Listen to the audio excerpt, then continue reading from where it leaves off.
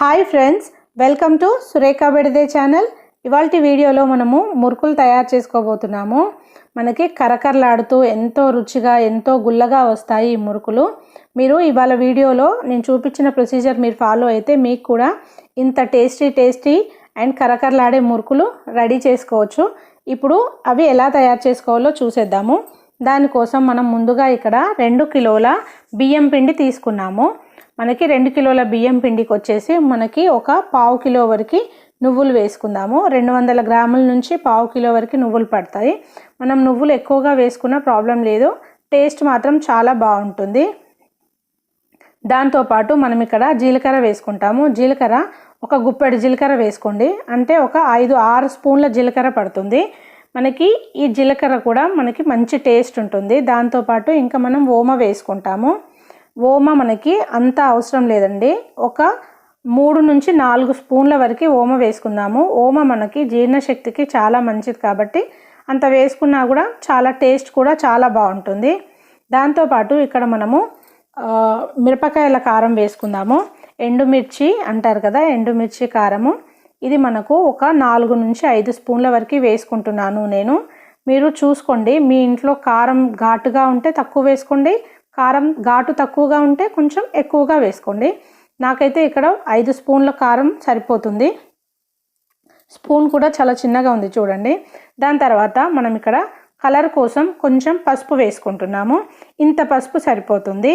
ఇప్పుడు ఇవన్నీ బాగా పిండిలో కలిసే వరకు బాగా కలుపుకోవాలండి.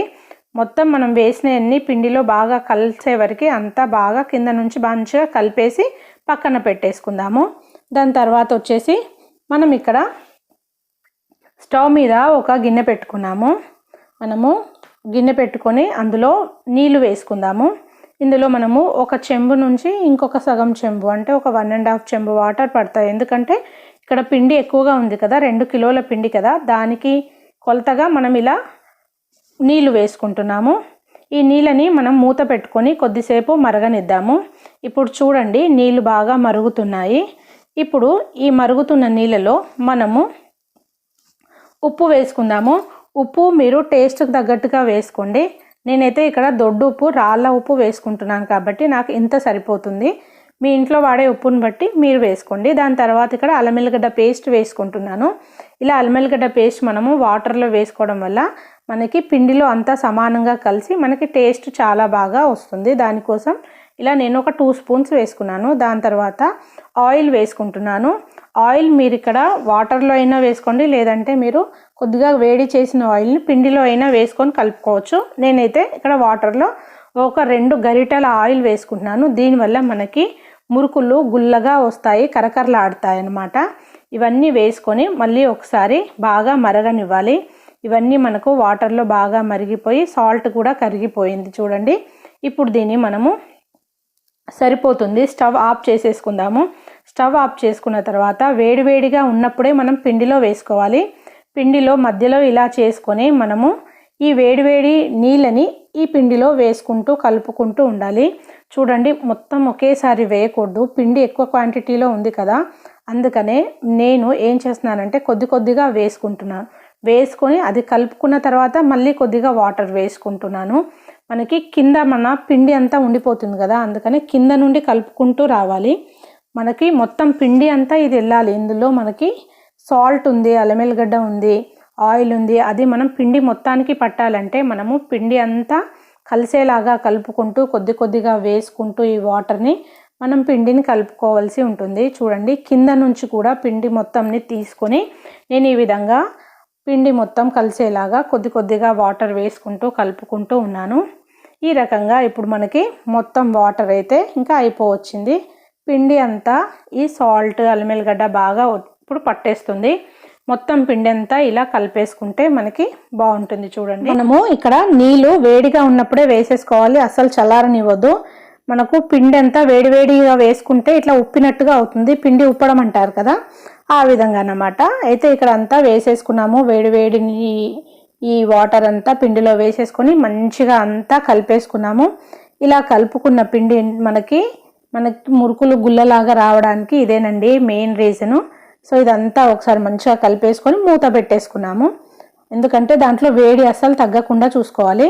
మూత పెట్టేసుకున్న తర్వాత మనం ఇప్పుడు దాంట్లో నుంచి కొద్దిగా పిండి తీసుకొని తడుపుకుంటే బాగుంటుంది. మొత్తం పిండి ఒకేసారి తడపలేము, అందుకని వేరే గిన్నెలోకి కొద్దిగా పిండి తీసుకుంటున్నాము. తీసుకొని మనము చల్లనీళ్ళు వేసుకుంటూ దీన్ని మంచిగా పిండిని కలుపుకోవాల్సి ఉంటుంది.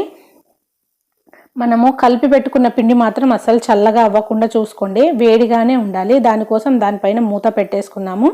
మళ్ళీ ఇక్కడ మనం తీసుకున్న ఈ కొంచెం పిండిని చల్లనీళ్ళు పోసుకుంటూ ఈ రకంగా కలుపుకోవాలి. పిండి చాలా గట్టిగా చపాతీ పిండిలాగా అవసరం లేదు, కొంచెం మెత్తగా ఇక్కడ చూయించినట్టుగా మీరు కలుపుకుంటే బాగుంటుంది. మనకి పిండి మురుకుల గిన్నెలో కింద నుంచి ఒత్తితే రావడాలి కదండి ప్రెస్ చేసినప్పుడు, దానికోసం ఈ రకంగా చూడండి, నేను ఒత్తి చూపిస్తాను, ఇక్కడ ప్రెస్ చేసి చూపిస్తాను చూడండి. ఈ రకంగా ఇలా మెత్తగా తడుపుకుంటే మనకి మురుకులు బాగా వస్తాయి. దానికోసం అయితే ఇక్కడ నేను ఈ పిండి అంతా ఇలా కొద్దిగా తడుపుకుంటూ ఆ కొద్దిగా తడిపిన పిండిని మురుకుల దాంట్లో వేసుకొని ప్రెస్ చేసుకొని మురుకుల్లాగా చేసుకుంటే మనకి బాగుంటుంది. చూడండి ఇప్పుడు నా దగ్గర ఇలాంటిది ఉంది మురుకుల్ది. మీ దగ్గర మురుకుల మిషన్ ఏది ఉంటే దాంట్లో మీరు ఈ పిండిని పెట్టుకొని ఇలా న్యూస్ పేపర్ పైన కానీ లేదా ఏదైనా వైట్ పేపర్ ఉంటే పేపర్ పైన ఇలా ప్రెస్ చేసుకుంటేనే మనకి బాగుంటాయండి, తొందరగా మనకు తీయడానికి ఈజీగా ఉంటుంది. ఇలా నేనైతే పేపర్ని అన్ని ముక్కలుగా చేసుకుంటాను, ముందే చేసుకొని వాటిపైన ఇలా అన్ని మురుకుల్ని రెడీ చేసేసి పెట్టేసుకుంటాను. అలాగే నేను స్టవ్ మీద కడాయి పెట్టి నూనె కూడా పోసుకున్నాను. నూనె వేడిగా అవుతా ఉంది. వేడిగా అయ్యేలోపు ఇలా పేపర్ పైన మురుకులన్నింటినీ ప్రెస్ చేసుకొని రెడీగా పెట్టేసుకున్నాను. చూడండి, మీరు ఇలా గిన్నె కన్నా పేపర్ పైన పెట్టుకొని చూడండి, మనకి చాలా సులువుగా తీయడానికి వస్తాయి. చూడండి, ఇలా తీసిన వెంటనే వచ్చేస్తాయి. మనకి గిన్నె పైన వేసుకుంటే మనకి ఇది అతుక్కుపోతుందండి పిండి మురుకుల్ది, అందుకనే మీరు పేపర్ పైననే వేసుకోవడానికి ట్రై చేయండి. ఈ విధంగా మనం కాగుతున్న నూనెలో అన్ని రెడీ చేసి పెట్టుకుంటే తొందరగా వేసుకోవడానికి ఈజీగా వస్తుంది. అందుకని నేను ఇలా అన్ని రెడీ చేసి పెట్టుకొని నూనెలో వేసేసాను. చూడండి, ఇప్పుడు నూనె బాగా వేడిగా అయింది. సో అందులో అన్నీ వేసుకున్న తర్వాత అది మొత్తం నురగంతా పోయి ఇట్లా మురుకులు పైకి తేలుతూ ఉంటాయి. తేలి మనకి గోల్డెన్ బ్రౌన్ కలర్లోకి వచ్చేస్తాయి. ఇలా వచ్చినప్పుడు మనకి ఇంకా మురుకులు మంచిగా కాలిపోయినాయని ఇంకా మనం వాటిని తీసేసుకోవచ్చు అన్నమాట. ఈ రకంగానే నేను మురుకులు మొత్తం కంప్లీట్ చేసేసుకున్నాను. సో ఎంతో రుచిగా, ఎంతో గుల్లగా, కరకరలాడుతూ, ఎంతో యమ్మీ టేస్టీతో మురుకులైతే ఇక్కడ రెడీ అయిపోయినాయి. చూడండి, మురుకుల పైన నువ్వులు, ఓమ, జీలకర్ర మనకి ఎంత బాగా కనపడుతున్నాయి కదా. సో ఇవి చాలా టేస్ట్గా వచ్చాయి, చాలా కరకరలాడుతున్నాయి. నోట్లో వేసుకోగానే మనకి కరిగిపోయేలా వచ్చాయి. ఈ వీడియో మీరు తప్పకుండా ట్రై చేయండి. ఈ మురుకులు చేయడం మీరు తప్పకుండా ట్రై చేసి ఎలా వచ్చాయనేది నాకు కామెంట్ రూపంలో తెలియచేయండి. మీకు ఈ వీడియో నచ్చితే లైక్ చేయండి, మీ ఫ్రెండ్స్ అండ్ రిలేటివ్స్కి షేర్ చేయండి. కానీ మీరు మురుకులు మాత్రం ఇలా ట్రై చేసి చూడండి, ఎంత బాగా వస్తాయో. చాలామందికి మురుకులు గట్టిగా వస్తాయండి, కాకపోతే ఇక్కడ మాత్రం ఈ ప్రొసీజర్లో మీరు చేసినట్లయితే మురుకులు చాలా గుల్లగా కరకరలాడుతూ వస్తాయి. చూడండి, నేను మీకు ఇక్కడ సుంచి చూపిస్తున్నాను కదా, ఎంత ఈజీగా బాగా వచ్చాయి. సో మీకు ఈ వీడియో నచ్చితే లైక్ చేయండి, షేర్ చేయండి. అండ్ నా ఛానల్ సబ్స్క్రైబ్ చేసుకోవడం అసలు మర్చిపోవద్దు. ఇంకొక మంచి వీడియోతో మళ్ళీ కలుసుకుందాం. బాయ్.